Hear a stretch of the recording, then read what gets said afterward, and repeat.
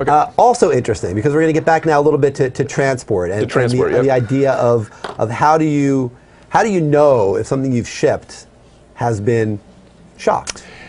There we go, and that's what we're going to talk about today. Today's product, and I'll show you a wide-angle view of it, we'll get closer later, is a product called the G-View from Shockwatch. It's the little red thing you see in the metal in the middle of this black piece of metal. The Shockwatch G-View is actually this red thing.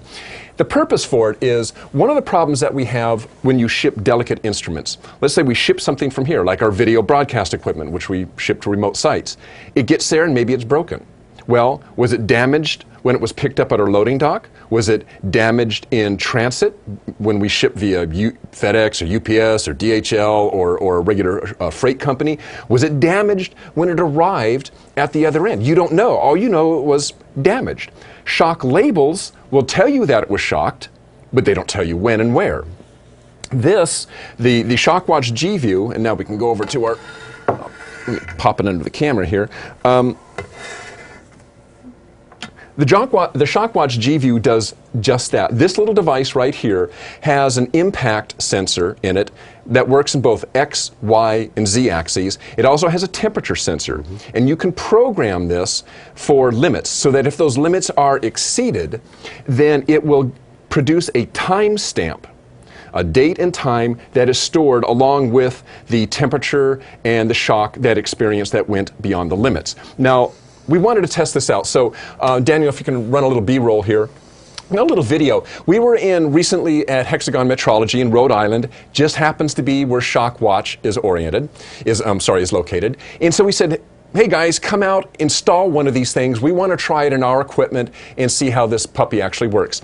So you see I have it right there in my hand. First thing we needed to do is come up with a way to mount it inside our equipment. So we just came up with this little 19-inch fill panel, and we simply mounted the G-View into the fill panel, and then mounted the fill panel into our broadcast rack. And then now the next thing we had to do was program the limits on this. So that was easy to do. We went over to the laptop, the representative from Shockwatch, set up the limits, downloaded the limits into a little memory device, and then simply took that memory device over to the G-View and transferred our settings, which included the current date and time, the limits that we wanted to set for the G-force that we wanted to be the minimum G-force that we would want to look at, and temperature limits as well. Now, we deliberately set the G-force really low because we actually wanted this to go off. And then we shipped it out FedEx like we normally do. Now, FedEx handles our equipment perfectly fine. We deliberately set the limits low so that we would see a shock. So we're not bad-mouthing FedEx here in case anybody thinks we are. This would have gone off if we put it in our car, probably. Okay, so then we took it out of the fill panel and brought it to our office, and now that's what we're looking at right here. So the next step, and we can come over to our gauge cam here, the next step now is to transfer the data out of the Shockwatch into my little memory device here, and I'll do that simply by holding this to the G-View. There we go there. And I get a little red light, okay, transfers the data. Now I'm going to go over to my screen share here and open up the G-View software. And let me zoom into this so that you guys can actually see the tiny print that we've got here. Oh, hold on one second while I zoom. Otherwise, you're not going to be able to see a thing I'm talking about. Okay, there we go. So the first thing I'm going to do is I'm going to click my...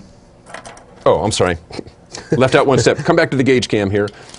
This is a little dongle that's attached to my computer via USB. I put the memory device in there.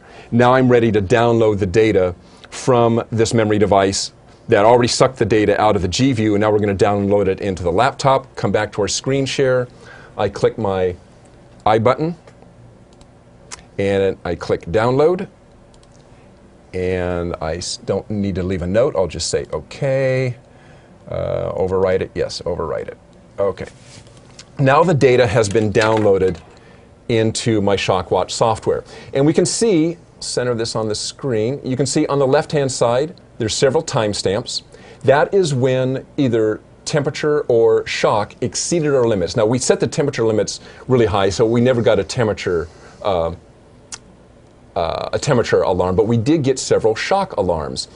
You can see right at the very beginning, we have a 17G shock in the Z-axis, and then we had a couple of shocks in the X and Z axis. Now you say, well, why is this important? Why do I care? What can I do with this?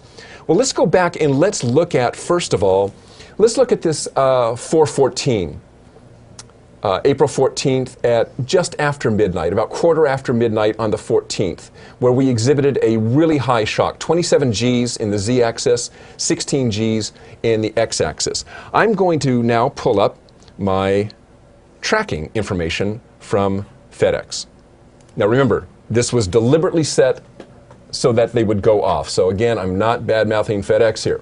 But what can we see? If we look at our FedEx tracking, we can see that on April 14th, it arrived at a FedEx location in Wellington, Connecticut at 12:29 a.m. So 12:29 a.m. and our G-View software showed us that it experienced a heavy shock at 12:16. My guess is what happened is it arrived at FedEx. It was being unloaded from the truck.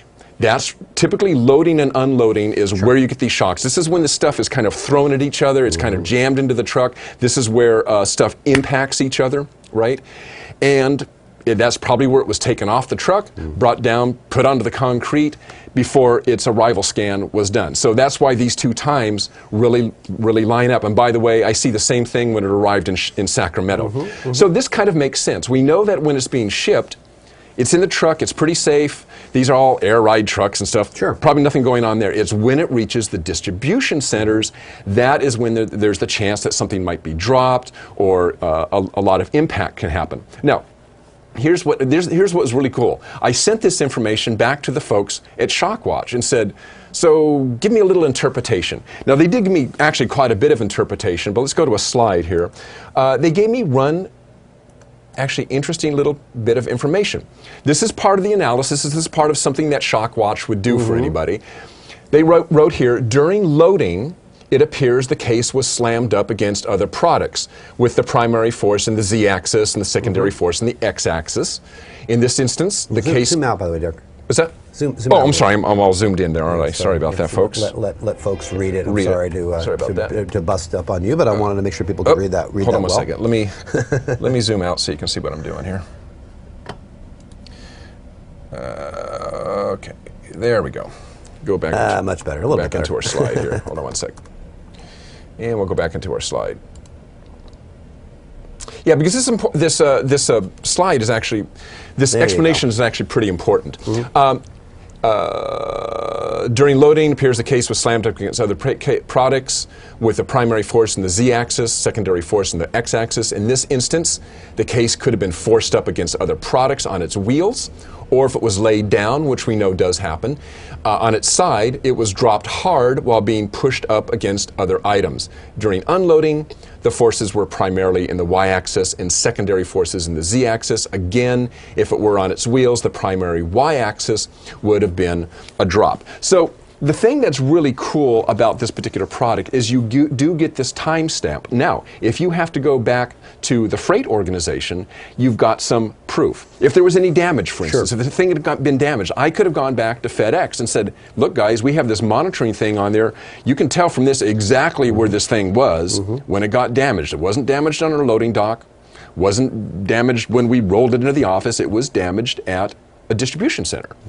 Okay, so there is actually another device similar to this, which not only gives you a timestamp, it has a built-in GPS. Oh, interesting. So you can actually monitor, well, number one, you can monitor in real time what's going on, but even if you are looking just at alarms, you know exactly where it was when the timestamp occurred. So really interesting stuff. And this is, when it comes to freight, I mean, all of us, particularly a lot of our large manufacturers, they ship really large pieces of equipment. Absolutely. You know, heavy medical devices like a CT scanner or you know, MRI unit, or you know, folks who send, you know, maybe some of our advertisers who ship CMMs. Sure. They're shipped via truck, wherever, trade shows or whatever. This just gives you a really good way to monitor what's going on. So interesting product. That's the G-View from Shockwatch. From Shockwatch. Yes, great stuff. Yeah, Pretty cool. It's actually interesting to be able to see what happened to our own equipment. That's right, and have a case study that we ourselves could do. And be able to align it. I mean, to me, what was fun is being able to look. Yeah, you can see these excessive. They weren't really excessive, but these excessive shocks happened in, guess where? The distribution center. Makes perfect sense. Sure, makes perfect sense. Great, good stuff. Well, thank you, Dirk, and thank you, Shockwatch, for helping us with that. And we encourage you all out there with interesting applications. Send it along to us, either hardware or software. We'll get it onto the show, onto our Tech Corner segment. Okay, well.